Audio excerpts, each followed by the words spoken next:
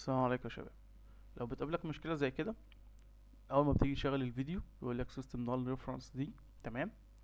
غالبا انت بتبقى مغير اسم المستخدم بتاع الويندوز بتاعك، فهو مشكله في الويندوز، فهحللك دلوقتي. هو ده الجهاز اللي عندنا اللي فيه المشكله. بتفتح ماي سيس كمبيوتر، بعد كده بتخش على السي بتاعك، بعد كده بتخش على يوزرز. بص، انت دلوقتي طبعا بعد ما غيرت الويندوز بتاعك، لو جينا ندوس هنا هتلاقي اسمه ندوم. تمام. فهو كان الاول مسميه اخره ايه، اللي هو هتلاقي فيه اصلا في الويندوز وكل حاجه. طيب، لو دخلت على الندو ده هتلاقي فيه بس اب داتا. هنرجع تاني كده للندو، هندوس كليك يمين عليه، على اسم الكمبيوتر الحالي بقى، كليك يمين، شو مور اوبشنز، هننزل تحت خالص على بروبرتيز. تمام. security everyone، هتدوس edit هنا، وهتدوس allow كده apply. اوكي. اوكي.